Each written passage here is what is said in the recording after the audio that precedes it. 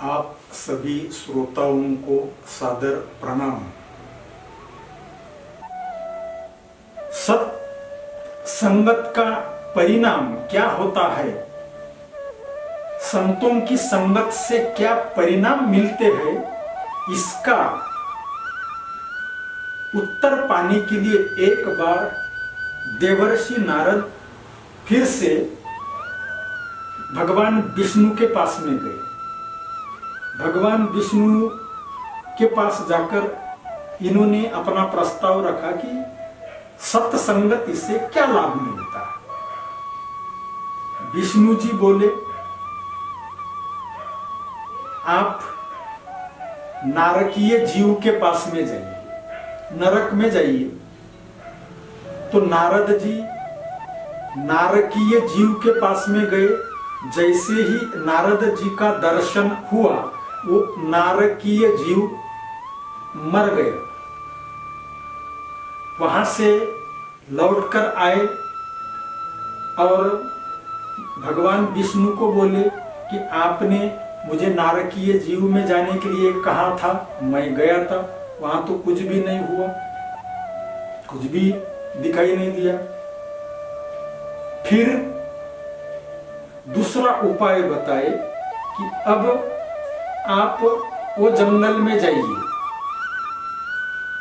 पोपट के पास में, तोता के पास में जाइए। तो नारद जी तोते के पास में गए। तो नारद जी का दर्शन होने के बाद में वो तोता भी मर गया। और विष्णु के पास में आए। विष्णु जी की बोले कि आप मेरे को ठगा रहे हैं। विष्णु जी ने शांत चित्त से उनको बताया कि अब आप यानी बछड़े के पास में जाइए, गाय का जो बछड़ा है उसके पास में जाइए। वो गाय के बछड़े के पास गए तो वो गाय का बछड़ा भी मर गया। उसके बाद में और नारद जी विष्णु के पास में गए और बोले कि विष्णु जी आप मेरे को बहुत ठगा रहे हैं, बहुत यानी मेरा समाधान नहीं कर रहे हैं। तो फिर नारद जी को बोले कि अब आप राजकुमार के पास में जाइए और मेरे पास में आने के बजाय उसी से यानी पूछ लेने का कि सत्संगति का परिणाम क्या होता है। नारद जी राजकुमार के पास में गए। राजकुमार के पास में जाने के बाद में राजकुमार ने नारद जी को आंसर दिया, बताया कि पहले मैं नारकीय जीव था, लेकिन आपके दर्शन होने के बाद मेरा वो शरीर छूट गया और मैं तोता बना। फिर तोते के योनि में फिर से आपका दर्शन हो गया, यानी संत का दर्शन हो गया, ऋषि मुनि का दर्शन हो गया। तो वो भी मेरा शरीर छूट गया और मैं गाय का बछड़ा बन गया। उस बछड़े के योनि में भी आपके दर्शन हो गए, वो शरीर छूट गया और अभी ये मुझे मनुष्य का यानी ये राजकुमार का शरीर मिला हुआ है।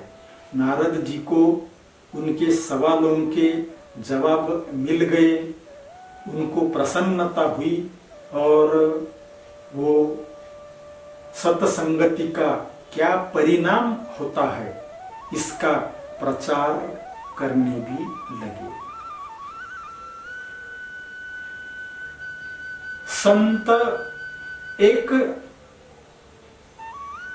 संत से अगर हमने कोई मंत्र लिया है या उपदेश लिया हुआ है और उनके उपदेश का पालन ना करते हुए हम और दूसरे संत के पीछे पड़ते हैं, तो ये हमारी बहुत बड़ी भूल है।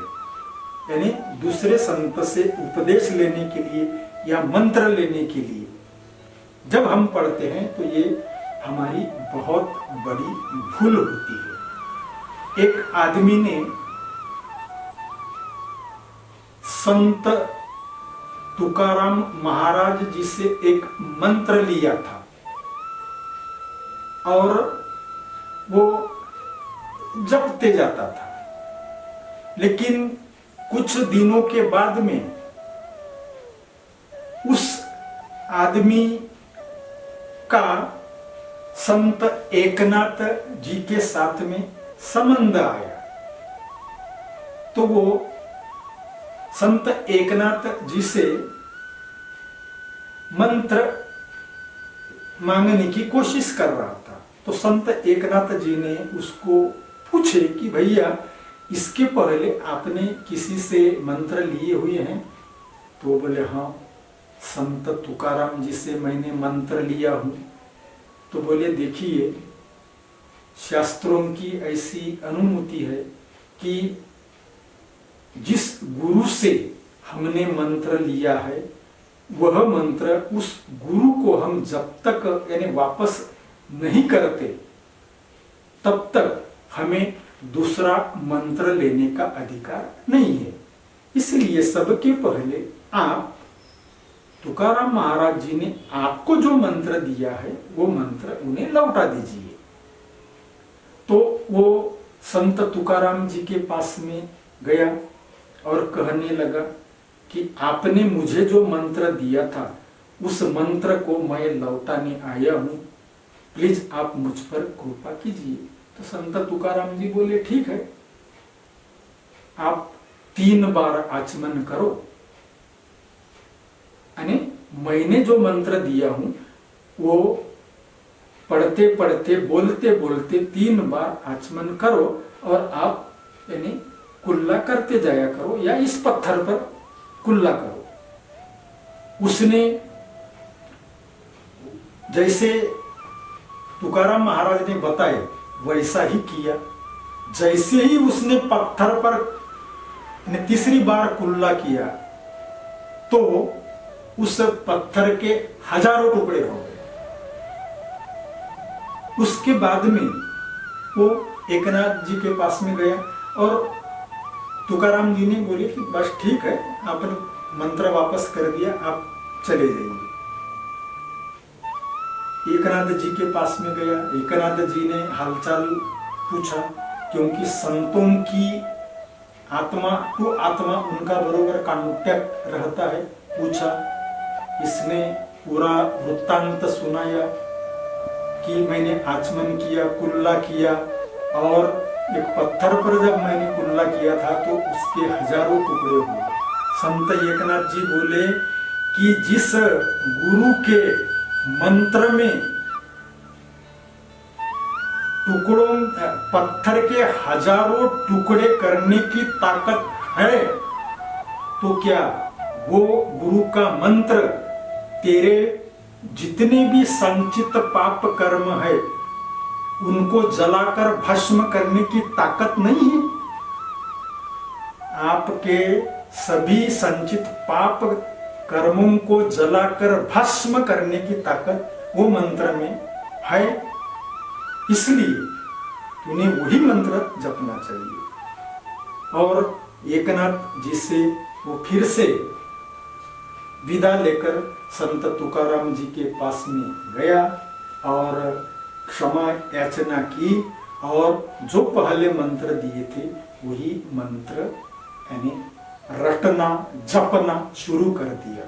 इसलिए हमने गुरु नहीं बदलना चाहिए, मंत्र भी नहीं बदलना चाहिए, संत भी नहीं बदलना चाहिए, पंथ भी नहीं बदलना चाहिए, माला भी नहीं बदलनी चाहिए। इस प्रकार यदि हम यानी गुरु के मार्गदर्शन पर चलते हैं तो हम हमारे जीवन में सफल हो सकते हैं। गुरु पर गुरु का वास कहाँ है? गुरु का वास है गुरु पर जो हम श्रद्धा रखते हैं उस श्रद्धा में। भगवान का वास कहाँ है?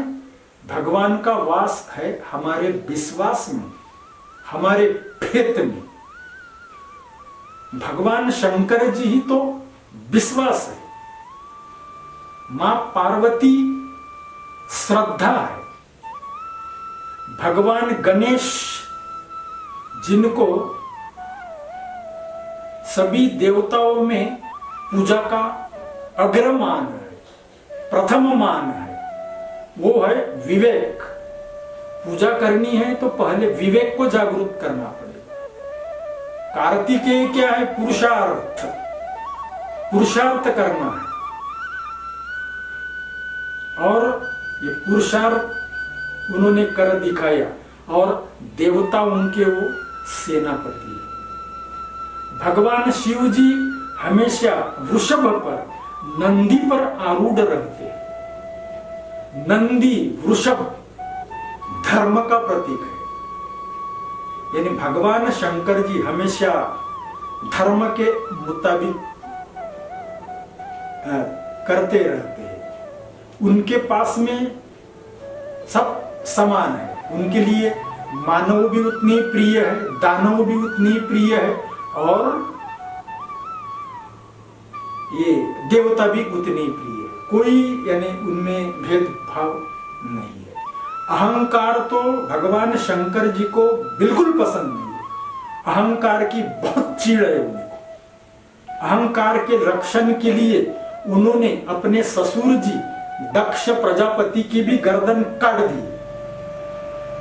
अपने पुत्र की, भगवान गणेश की भी गर्दन काट दी।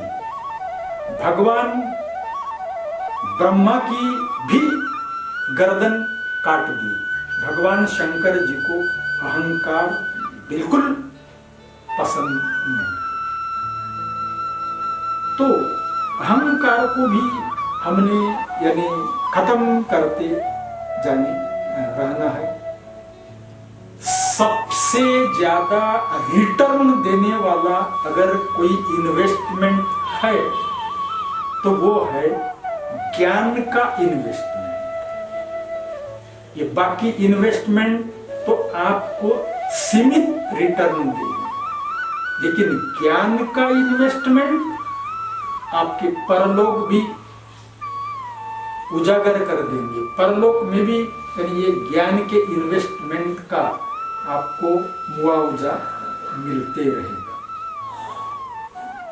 भगवान ने अपनी पूरी शक्ति, अपनी पूरी ताकत श्रीमद् भागवत महापुराण में और अपने नाम में रखी हुई है। हमें ये सब कथाओं का श्रद्धा से, एकाग्रता से, लक्ष्य पूर्वक, ध्यान पूर्वक श्रवण करना है, मनन करना है, हृदय में उसका संचय करना है, क्योंकि भक्ति का स्थान हमारा हृदय है, और बाद में आचरण में लाना है। हम और भगवान दोनों पिछले, जैसे मेरी उम्र अभी 63 इयर्स की है, मैं और भगवान दोनों एक ही जगह पर रहते हैं, लेकिन एक में को नहीं पहचानते। संसार में अगर हम अगल बगल में रहते हैं तो एक में को जरूर पहचानते, नहीं पहचान रहे हैं। क्यों नहीं पहचान रहे हैं? क्या है हमारे में? बीच में क्या है? अहंकार। यह एक जो पर्दा है, ये पर्दे के वजह से हम एक में को नहीं पहचान रहे हैं। अगर ये अहंकार का पर्दा हट जाता है तो मैं और परमात्मा, आत्मा और परमात्मा एक ही है, ये हमें मालूम पड़ता है, ऐसा अनुभव होता है।